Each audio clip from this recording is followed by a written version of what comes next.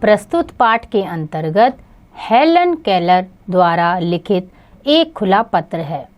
इस पत्र में हेलन ने अपने जीवन परिचय से अवगत कराते हुए बच्चों को बताया है कि हमें अपनी कमियों को या शारीरिक अक्षमता को न अपने ऊपर हावी होने देना चाहिए और न ही किसी की दया याचना का मोहताज होना चाहिए, बल्कि लगन, मेहनत और आत्मविश्वास के साथ परस्पर आगे बढ़ना चाहिए। पत्र लेखन विधा को जानने और समझने के साथ ही साथ प्रयोग में लाने के क्या क्या लाभ हैं, दिए गए स्थान पर लिखिए। आइए शुरू करते हैं पाठ एक खुला पत्र। मेरे मन की आंखें। मेरा यह पत्र तुम्हें हैरान कर देगा, विशेषकर मेरा संबोधन। पर चूंकि मैंने मन की आंखों के महत्व को जाना था और मेरे लिए वही मेरी सबसे बड़ी अमूल्य निधि थी, मैं तुम्हें भी अपनी अमूल्य निधि मानते हुए इस विशेष संबोधन से संबोधित कर रही हूँ। पर यह समझने की गलती ना करना कि मेरा यह संबोधन मात्र उसके लिए है जिसके पास भौतिक रूप में नेत्र नहीं है।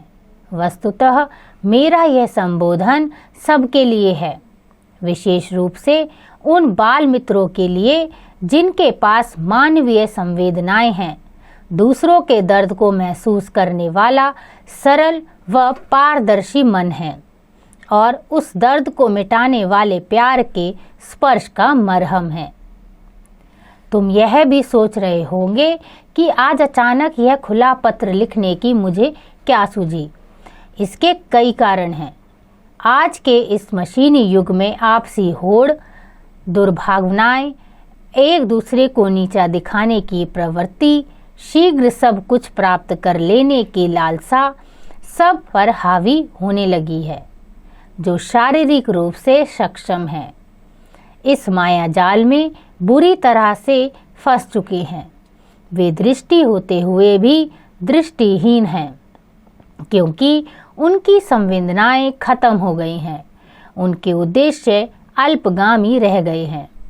अल्पगामी से मेरा तात्पर्य संकुचित उद्देश्य से है, जैसे परीक्षा में अच्छे अंक प्राप्त करना, चाहे उसके लिए अनुचित साधनों का प्रयोग क्यों न किया जाए।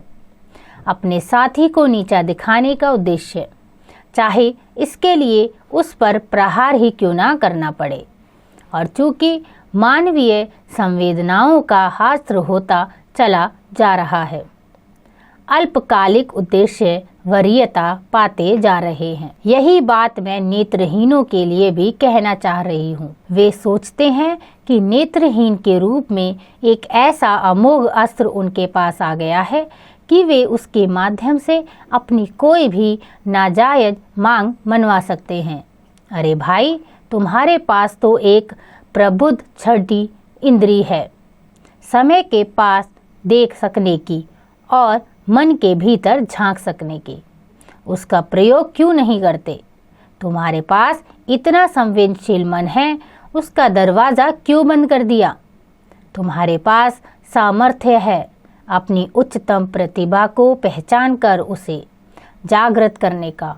ऐसा करके अपने दम पर अपनी प्रतिभा की रोशनी से अंधेरे को दूर क्यों नहीं करते हो?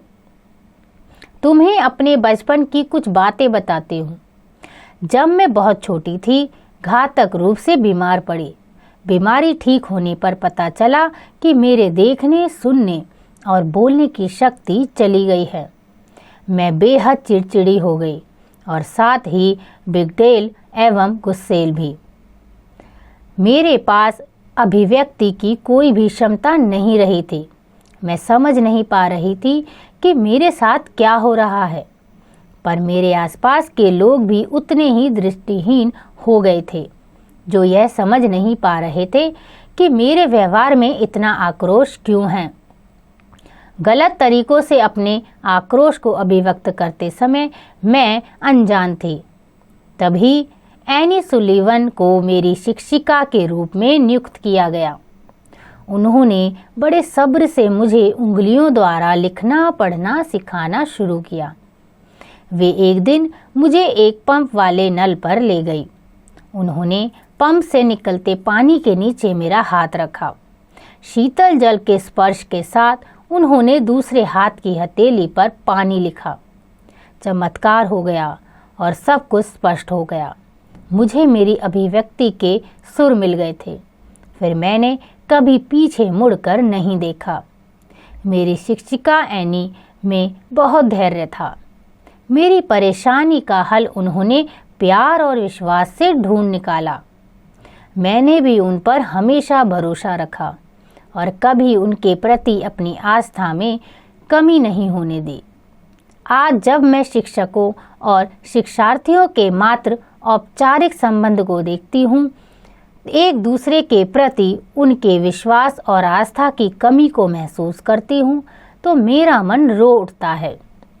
तुम कह सकते हो कि आजकल अच्छे शिक्षक मिलते ही कहाँ हैं। तुम स्वयं अच्छा विद्यार्थी बनकर क्यों नहीं दिखला देते?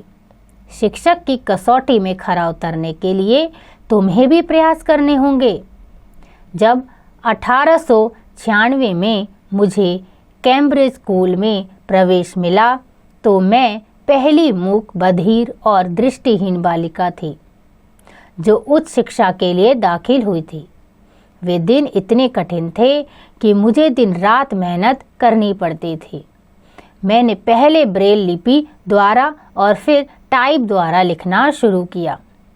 मैंने स्वयं की अभिव्यक्ति करने के लिए अपनी कहानी लिखी, मेरे जीवन की कहानी। लिखने का सिलसिला एक बार चला तो चलता गया।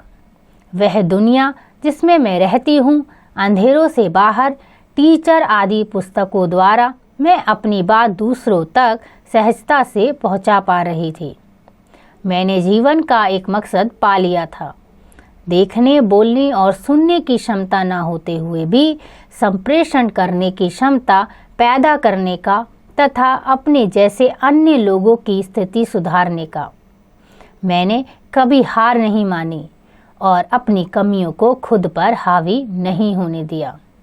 यह प्रमाणित किया कि जहाँ चाह है वहाँ राह है। इसलिए मेरे प्यारे बच्चों, अपनी क्षमताओं को उभारो और इस क्षमता को विकसित करने के लिए अपनी अभिव्यक्ति का माध्यम ढूंढ निकालो। इससे मन की आंखें खुल जाएंगी और दुनिया रोशन हो जाएगी। नई पीढ़ी पर आस्था रखते हुए, तुम्हारी हेलन केलर। तो बच्चों, यहाँ पर हेलन केलर ने अपनी कहानी की व्याख्या की। उन्होंने बताया कि उन्होंने अपने देखने, बोलने और सुनने की क्षमता को पूरी तरह खो दिया था। इसके बावजूद भी उन्होंने हार नहीं मानी और आगे बढ़ी। बिना हार माने जीवन में आगे बढ़ना ही सफलता को प्राप्त होती है। तो बच्चों, हमने सीखा मेहनत, लगन, आत्मविश्वास तथा हिम्मत रखना तथा अपनी क्षमताओं को पहचानना और कमियों पर विजय पाने का प्रयास करना, यही जीवन है। आशा करती हूँ कि आपको यह अध्याय समझ आ गया होगा। इसका अभ्यास आप स्वयं कीजिएगा।